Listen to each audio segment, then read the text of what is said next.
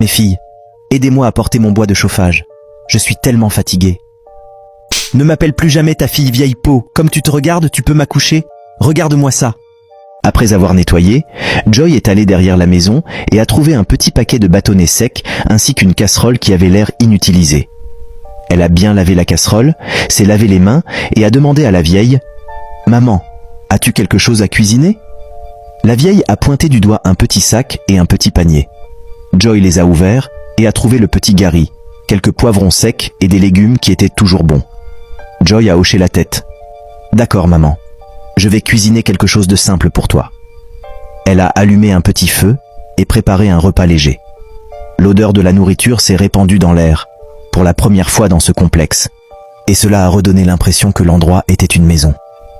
La vieille femme regardait Joy depuis l'endroit où elle était assise, silencieuse, les yeux suivant chacun de ses mouvements, comme si elle regardait une image qu'elle avait cherchée toute sa vie. Quand la nourriture fut prête, Joy servit la vieille en premier, même si son propre estomac criait famine. « Maman, mange », dit Joy doucement. La vieille tint l'assiette de ses mains tremblantes et mangea lentement. Après un moment, elle leva les yeux et dit « Merci ». Joy sourit. « Tu es la bienvenue, maman. » Puis Joy se leva rapidement, car la réalité lui revint comme une gifle. Elle regarda de nouveau en direction de l'école et soupira. « Maman, je dois y aller maintenant. Je suis déjà très en retard.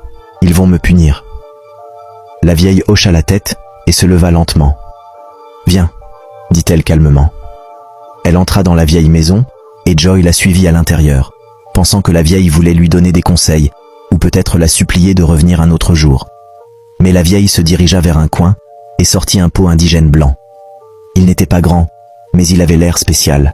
Il était propre et lumineux, comme s'il n'appartenait pas à cet endroit sale. Joy le regarda avec confusion. La vieille le lui tendit. « C'est ma récompense pour toi, » dit-elle. Les yeux de Joy s'écarquillèrent. « Maman, non, je ne peux pas l'accepter. Je t'ai seulement aidé. »« C'est bon, » dit la vieille en le poussant plus près. « Prends-le, » ajouta-t-elle fermement. Joy le prit lentement à deux mains, toujours confuse quant à son utilité. « À quoi ça sert ?» demanda-t-elle. La vieille s'approcha et baissa la voix, comme si elle confiait un secret capable de changer une vie. « Si tu as besoin de quelque chose dans cette vie, il suffit de toucher ce pot 3 fois, et tout ce dont tu as besoin sera à l'intérieur. » La joie a gelé. Elle a regardé le pot à nouveau, puis a regardé le visage de la vieille. Les yeux de la vieille étaient calmes, sérieux et forts. Elle ne ressemblait pas à quelqu'un qui plaisantait. Le cœur de Joy a commencé à battre vite. « Maman, comment est-ce possible ?» La vieille a soupiré. « Ma fille, » dit-elle, « ne parle jamais de cela à personne. Garde-le pour toi. Si tu en parles, les gens te détruiront et ils détruiront le cadeau. Et écoute-moi, assure-toi de continuer à aider les gens à faire le bien. Ma bonté d'enfant n'est pas faite pour le bruit, elle est faite pour le destin. » La joie a hoché lentement la tête, toujours choquée. « Oui, maman, » dit-elle. La joie porta le pot avec soin, comme s'il pouvait briser toute sa vie s'il tombait. Elle se dirigea vers la porte. Son esprit tournait et même ses mains tremblaient. Elle voulait faire demi-tour et poser des questions, mais la voix de la vieille l'arrêta comme un crochet. « Ma fille, » dit la vieille, « tu ne peux pas rentrer à la maison. » La joie s'arrêta et se retourna. « Pourquoi, maman ?» La vieille avait l'air sérieuse. « C'est dangereux. Les animaux sauvages sont partout. Je ne pense pas que tu connaisses la distance que nous avons parcourue pour atteindre cet endroit. Si tu décides de rentrer seule, c'est trop risqué. » Le cœur de Joy bondit. « Alors, que dois-je faire, maman ?» demanda-t-elle en essayant de ne pas avoir peur. La vieille se leva lentement, s'approcha d'elle et parla d'une voix calme, comme quelqu'un donnant une instruction simple. « Ferme les yeux, Joie. » Son esprit était confus. Tout ce qui s'était passé ce matin-là était déjà allé au-delà de la normale, mais elle obéit. Elle serra le pot blanc contre sa poitrine et ferma les yeux. La chose suivante qu'elle ressentit fut une douce brise sur son visage, comme si l'air avait changé. Son estomac se retourna légèrement, comme lorsqu'on se lève trop vite. Cela ne dura qu'un instant, puis la voix de la vieille revint, douce et claire. « Ouvre les yeux. » La joie ouvrit les yeux, et tout son corps se figea. Elle n'était plus dans l'enceinte de la vieille. Elle se tenait dans sa propre petite pièce, la même pièce de la maison de sa tante. La bouche de Joy s'ouvrit, mais aucun son n'en sortit. Elle regarda ses mains. Le pot blanc était toujours là.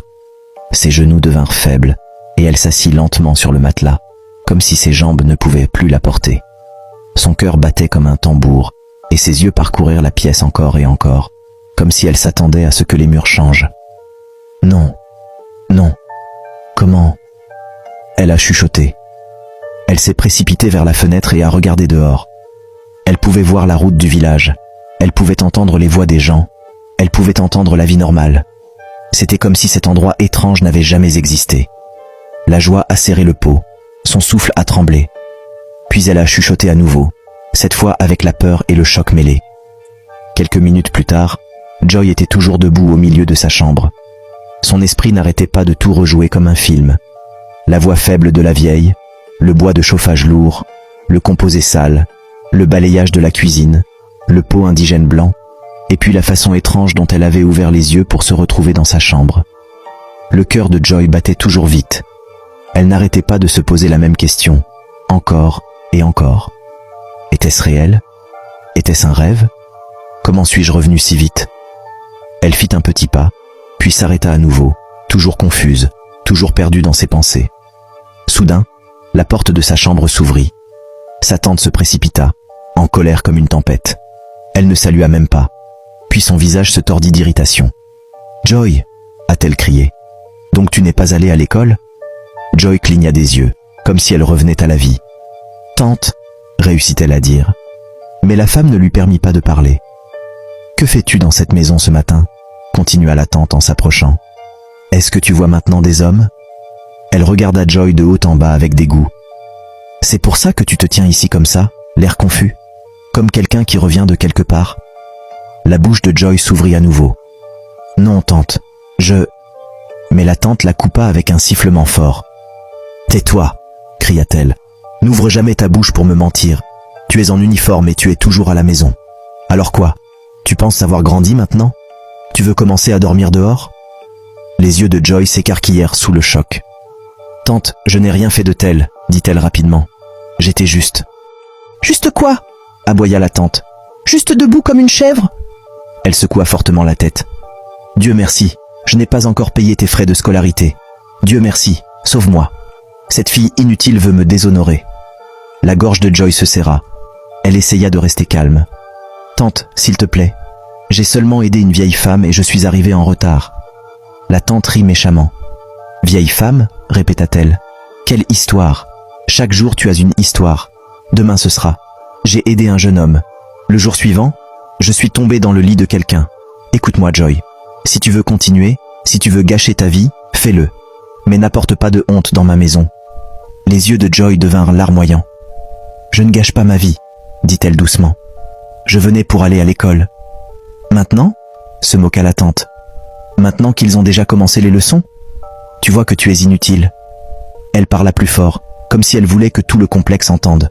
« Tu manges ma nourriture, tu portes mes vêtements, et tu veux encore gaspiller mon argent à l'école ?» Joy secoua la tête. « Tante, s'il te plaît ?»« S'il te plaît quoi ?» l'interrompit la tante. « Si tu parles encore, je t'empêcherai complètement d'aller à l'école.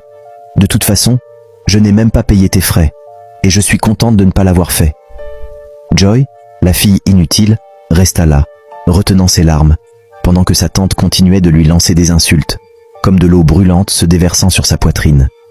La peur et la colère se mélangeaient en elle.